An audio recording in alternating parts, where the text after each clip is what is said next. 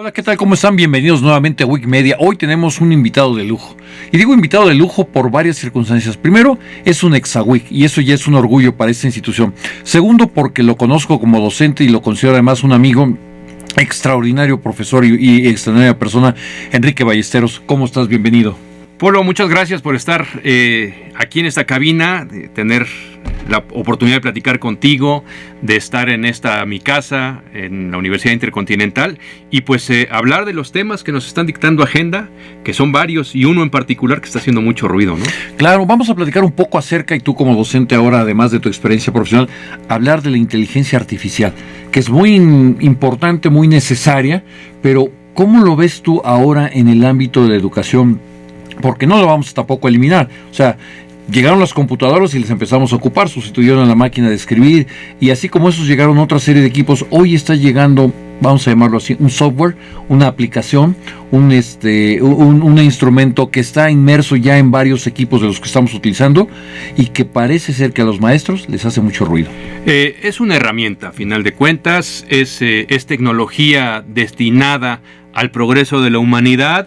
Y pues todo está en la dirección, Polo, en la gestión de la generación de contenidos. Nos va a facilitar muchísimas cosas, sí. Nos va a permitir hacer cosas que eran impensables hace 5 años, sí. Pero a final de cuentas, el trabajo de un licenciado en comunicación o en comunicación digital, ya con el apellido que tenemos ahora en la universidad, pues tiene que ver mucho con la directriz hasta del sello WIC, que es humanizar la inteligencia artificial, como bien lo menciona nuestro rector, el maestro Hugo Avendaño, humanizar la inteligencia artificial para que sirva a los propósitos de la humanidad, y por supuesto necesitamos ser flexibles y adaptables a estos nuevos cambios. La velocidad de respuesta a la inteligencia artificial, lo hemos visto, quienes ya hemos empezado a incursionar en esta herramienta, es impresionante la manera en que esto responde. ¿Qué pasa con la capacidad de pensamiento, con el análisis crítico que los estudiantes deben hacer, y en particular nuestros estudiantes, Enrique, los de comunicación, que tú sabes por tu experiencia que requiere muchísimo de ese pensamiento crítico? Sí, el asunto va a ser que la información ya está en un solo dispositivo. Uh-huh. Si hace miles de años los reyes mandaban a los mejores cazafortunas a recuperar los rollos de la librería o la biblioteca de Alejandría, hoy tenemos millones de librerías o bibliotecas de Alejandría en nuestros dispositivos. El asunto va a ser aquí gestionarlo, producirlo, y para los alumnos el asunto crítico va a ir mucho más allá de la reflexión que teníamos nosotros. Creo que a nosotros se nos enseñó, a través de la lectura de los textos anteriores a nosotros, a asimilar conocimientos, adaptarlos y reformular un pensamiento. Eso para las nuevas generaciones se borró. ¿Qué tendríamos que hacer en ese caso? Ayudarlos a gestionar, porque la inteligencia artificial funge como un copiloto. Uh-huh. Sí, pero el piloto sigue siendo tú. Es muy importante esto que dices, ¿no? O sea, yo puedo buscar, obtengo información de aquella que yo necesite, pero el piloto soy yo. ¿Cómo? Claro, con ética, con regulación de transparencia, y lo que es más importante, saber que lo que estamos produciendo también es una creación de comunicación y tenemos que registrarla ante derechos de autor. Acabas de decir 2 palabras que creo que pueden ser preocupantes para algunos. Regulación, es la primera. Siempre que escucho una regulación, eso como que genera un escozor fuerte porque es un candado. Y el otro es ética. Vamos a platicar del primero. ¿Qué es de la regulación, Enrique? La regulación, tenemos que ver que esto ya no es un asunto local. Uh-huh. Para empezar, los propietarios de la inteligencia artificial son conglomerados internacionales que rompen las fronteras y que necesitamos trabajar de forma colaborativa todas las naciones. La UNESCO se ha preocupado por la regulación de la inteligencia artificial, pero todo esto apela a estos 2 factores que acabamos de mencionar: la transparencia, que tiene que ver con la honestidad, y la ética, que tiene que ver con el qué voy a hacer con esa herramienta, hacia dónde la voy a dirigir. Sí, vamos a caer en excesos, porque esta tecnología es algo que nos da poder, ¿sí? Lo que no se podía hacer antes en minutos, hoy se puede hacer. Te lo voy a poner muy claro. Tengo yo en PDF 4 textos clásicos. Si quieres nos vamos a los griegos, nos vamos a textos de Aristóteles que podemos subir a la red, y le pedimos a la inteligencia artificial que nos haga la síntesis y además que nos produzca un podcast a 2 voces, ¿sí? Podemos pedirle que ese podcast esté en ruso, esté en español, esté en francés, esté en japonés, esté en chino, y el producto lo va a tener en 5 minutos. Es impresionante. De 12 minutos. Es impresionante eso. Lo que un estudiante podría o debería hacer en un semestre, en cuestión de segundos lo podríamos tener ahí, ¿no? Sí, está atentando a arquetipos como las personas cultas. Las personas cultas, y creo que así a muchos de los académicos nos pueden llegar a catalogar. Sabemos mucho porque tenemos que estar buscando herramientas didácticas para poderle explicar a los jóvenes el conocimiento que necesitan para convertirlo en herramienta de trabajo. Pero en este caso, el conocimiento ya está ahí. El problema es la curación, el problema es saber qué vas a utilizar, cómo lo vas a utilizar. Por ejemplo, podrías tú tener acceso a las mejores bibliotecas del mundo, ¿sí? Y poder tener certificado lo que estás diciendo con la curación que ya hizo la biblioteca. Pero hoy no. Hoy hay un caos. Te da la pedacería con la que se alimenta el Internet para darte un conocimiento que puede ser cierto o no puede ser cierto. Y la otra que también tiene mucho que ver con cómo utilizas la herramienta, el famoso prompt. Hoy nos están diciendo que para poder tener un empleo necesitamos saber darle una indicación a la inteligencia artificial. Regular siempre es algo que suena duro, difícil.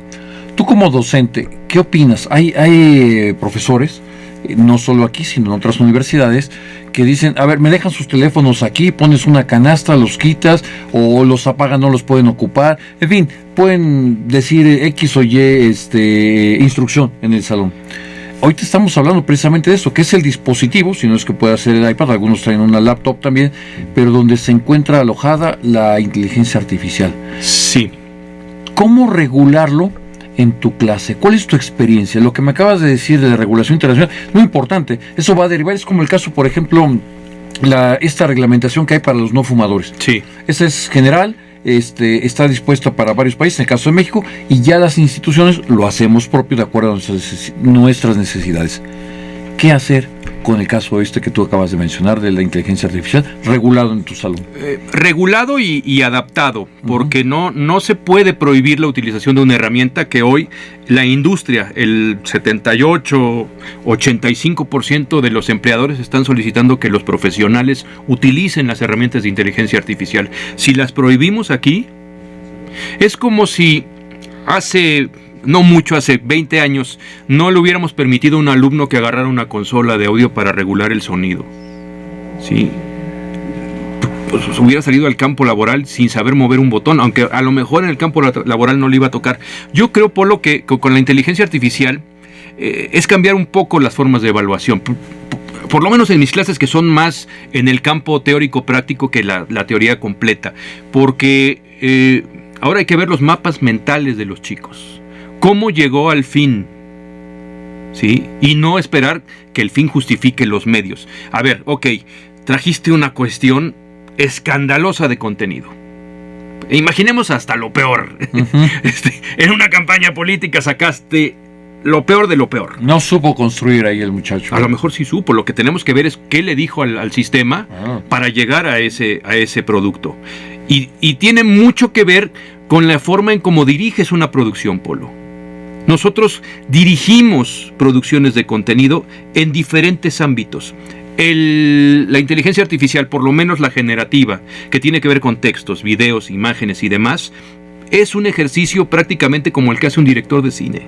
Escena por escena, para obtener un todo. Es como tener a un gran sabio y preguntarle o no saberle preguntar. Más bien es tener un asistente, es un copiloto. De acuerdo. El piloto es el maestro al volante o la maestra al volante. Claro. El copiloto es el que le dice lo que viene. Hace muchos años me decía a mí un profesor en la universidad, creo, la calculadora no se equivoca. El que se equivoca eres tú a la hora de que, correcto, que colocaste mal las cantidades que debiste haber colocado.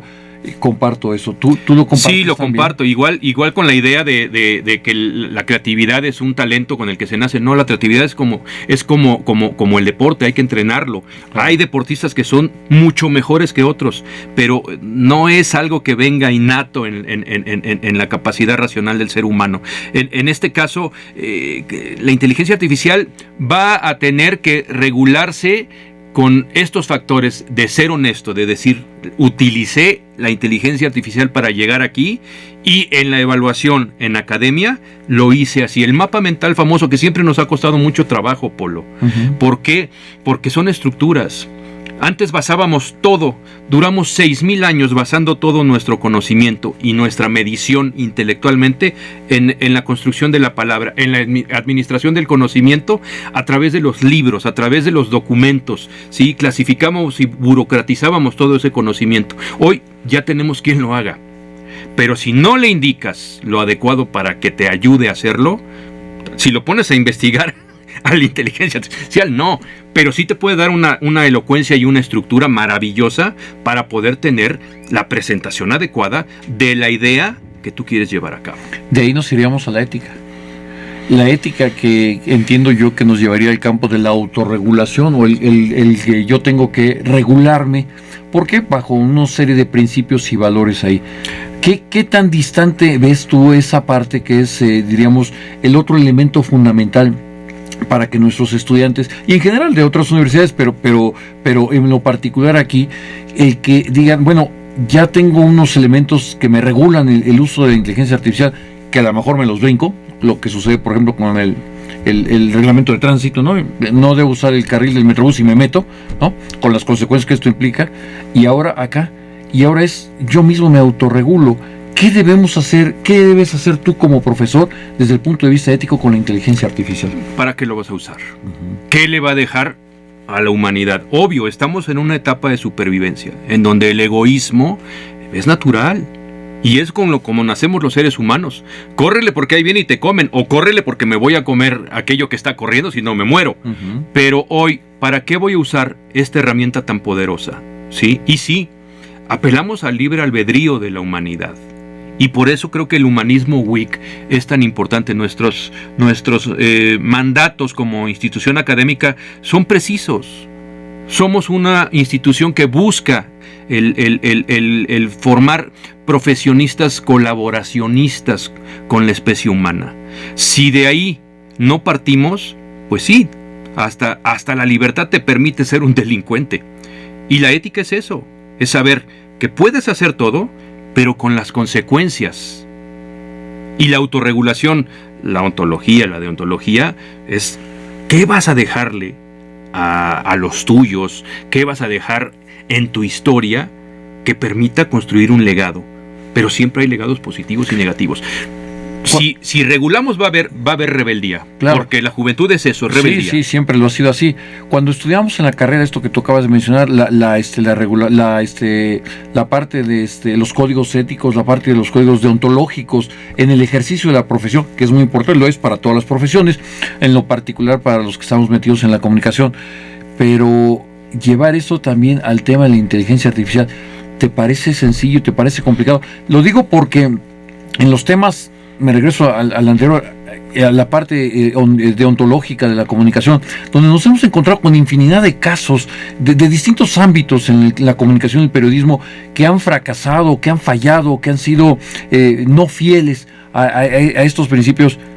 ¿Tú cómo lo ves con la inteligencia artificial? Igual, creo que hoy más que nunca, ¿sí? Nadie puede ser dueño de la verdad porque te van a desmentir. Acaban de sacar un artículo los investigadores, los grandes científicos mexicanos, que están teniendo que retractarse de sus escritos que escribieron hace 20 años, Polo, porque la inteligencia artificial está descubriendo plagios, está descubriendo modificaciones a los datos que hoy ponen en riesgo a la humanidad. Esos artículos académicos de nuestros grandes referentes hoy están siendo desmentidos porque llevaron investigaciones de salud, de economía, etcétera, etcétera, a tener que recular porque encontraron deficiencias en sus investigaciones. Sí, La inteligencia artificial vino a revolucionar al mundo. Estamos ante una nueva revolución de tecnológica e industrial, pero también ante una nueva revolución de pensamiento. Sí, la libertad hoy juega para los dos lados. ¿Cuál sería tu propuesta con la experiencia académica que llevas, Enrique, aquí en la UIC, de el uso de inteligencia artificial?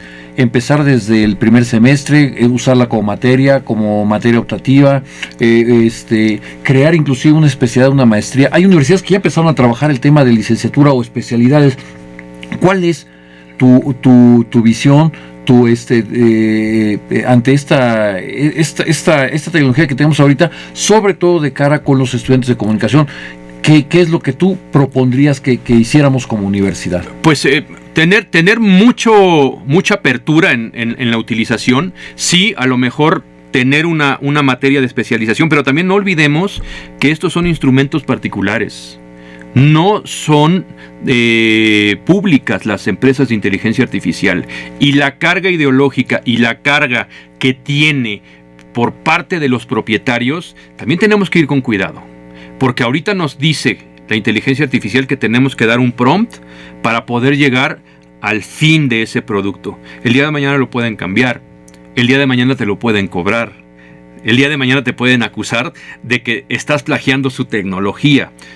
Estamos en una etapa en donde debemos de ir de la mano, estudiantado, junto con académicos, para ver qué viene. Tenemos que analizar nuestra próxima realidad y por lo pronto irnos organizando para aprender, porque no creo que los docentes sepan lo mismo que los estudiantes. Sabemos lo mínimo, los dos bandos. Ellos tampoco saben para qué sirve esto, porque nunca se sentaron ante una máquina de escribir, ni lo harán, ¿sí? Pero de todas maneras es una herramienta que para generar conceptos, si ellos no los comprenden, si en una exposición presencial no saben de lo que están hablando, pues también el principal regulador va a ser la realidad, Polo. Es un reto muy grande, Enrique, el que tenemos enfrente en la parte docente. Claro, a nivel mundial también lo es. Y recuerdo una nota que vi el año pasado donde les habían preguntado a unos jóvenes en Alemania, por cierto, que si preferían que los gobernara la inteligencia artificial. Dijeron que sí. Habían dicho que sí. No están dando cuenta de lo que pasó, como tampoco se dieron cuenta de lo que pasó con el Brexit cuando la sacaron a Inglaterra de la Comunidad Europea. Esto creo que es importante que lo reflexionemos, ¿no? Por supuesto, tenemos que ir paso a paso, y sí, prohibido prohibir. Primero hay que experimentar, ¿sí? Cuando cambió la fotografía analógica a la digital, era un pecado sacar miles de fotos y además verlas en el momento. Se rompió la magia de la creación por cálculo, de la creación abstracta de la fotografía antes de verla impresa y suponiendo que te iba a salir bien. Hoy todo tenemos a disposición, va a cambiar la forma. Es una herramienta que nos genera comodidad, nos genera inmediatez de acceso a la información, y no olvidemos que la información siempre ha sido el instrumento que ha tenido el poder para controlar a las sociedades. Si es necesario un momento de caos, en cualquier momento el caos se va a tomar su lugar y se va a establecer esto como debe de ser.